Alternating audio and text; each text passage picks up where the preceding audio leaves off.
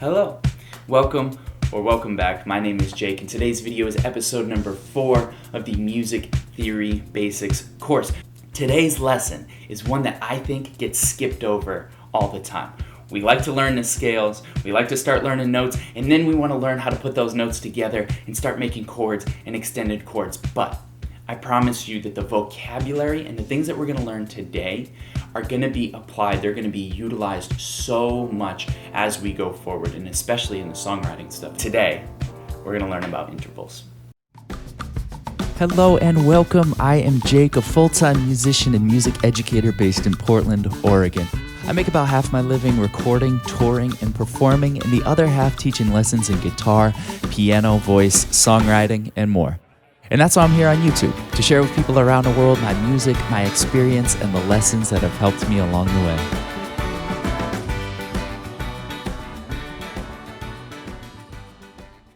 Okay, so what exactly is an interval? And I think the easiest definition to use is that an interval is just the distance between two notes, between any two notes. But remember that it's not dependent on the key or the notes themselves, but really the distance between the notes. So let's dive in.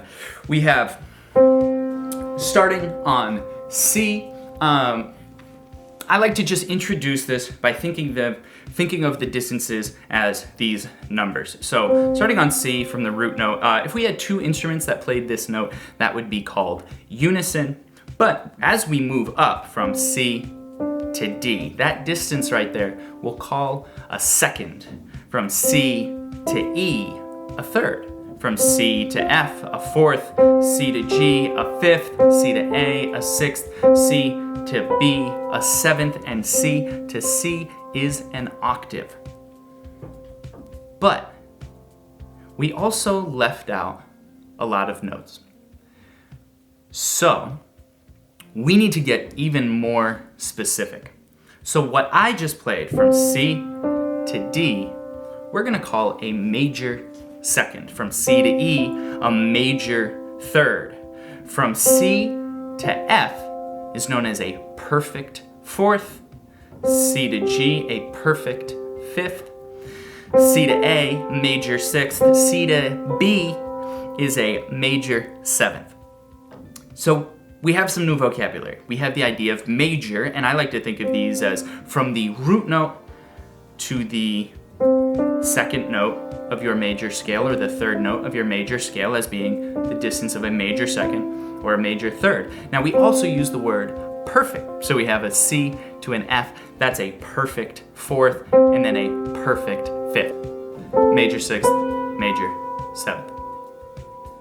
So we have major and perfect, but let's address these black keys on top. So from C to C sharp, that's a minor second. From C to D sharp is a minor third. From C to G sharp, a minor sixth. From C to A sharp is a minor seventh. And we've left one out. And yeah, that one just doesn't have a name. So from C to F sharp, this is known as the TriTone. This one right here, people often refer to as the devil's interval. It wasn't illegal to play, but it does have a rather sinister sound. We can see that all of these intervals have very specific names. And the way that we're going to measure those, we're going to talk about those in half steps. So from C to C sharp is 1/2 step. So 1/2 step is always a minor second. So from E to F, from B flat to B, those are all minor seconds because they are 1/2 step. So again, it doesn't matter where you are, what key you're playing in, what note you start on, but that distance from C to C sharp, that distance of 1/2 step is known as a minor second. So we can apply that same idea to all of the intervals. A major second is always 1 whole step or 2 half steps. So a major second could be F to G or B flat to C. Always a major second. So again, minor third, major third, perfect fourth, tritone, perfect fifth. These all have very specific distances. So a perfect fifth, for example, will always be 7 half steps. Whether you're starting from C, whether you're starting from D, whether you're starting from F or B flat, these are all perfect fifths because they are 7 half steps. So when we start talking about chords, and in the next episode, we're going to start talking about triads, these 3-note chords. So we think about the distances between those notes in really specific ways. And without going into it, it's really important to remember the idea of major third and minor third. A major third, 1, 2, 3, 4 half steps, and a minor third, 3 half steps. But more on that later. Okay, again, just a little aside for the guitar players. So I know that I always demonstrate everything on the piano because the piano makes it easiest to visualize. A lot of times the guitar seems like a big jumbled mess, but the idea of intervals also applies to the guitar. We just think about things a little bit differently. So when we learn intervals on the guitar, a lot of times we're learning what that shape looks like or what that distance looks like. So we looked at C to E, the idea of a major third, the interval of a major third, C to E. Now you could have C, E, or you could play it down here, C, E, and that is a major third, is a major third, is a major third, whether it's from C to E or D to F sharp or E to G sharp. All major thirds. So we learn about these different intervals and what they look like. We have the perfect fifth, which we see in power chords. You know, we have the octave.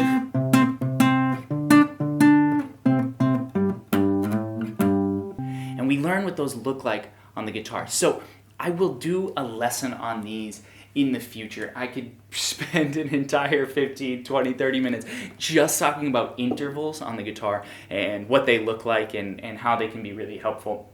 But just know that they are important, and to just start thinking about the fact that an interval is a distance between 2 notes. That is a very specific distance measured in, minor seconds and major thirds and minor sevenths and everything that we just talked about.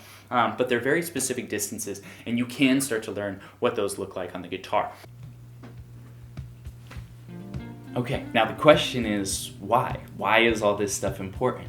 And it's really important because, like I said at the beginning, it's going to apply to all the things that we learn moving forward.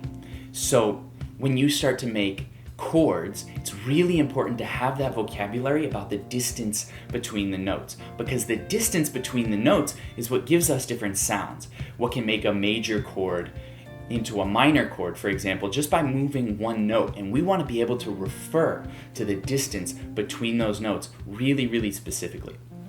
So in chords, it helps with the vocabulary. And then also if you're learning sheet music, you'll start to recognize what those intervals look like on the sheet. So for example, knowing that a third is from a space to a space or a line to the next line, and knowing that a fifth would go from a space, skipping a space, and then to another space, for example, you start to recognize what those intervals look like, and being able to name them helps with that recognition.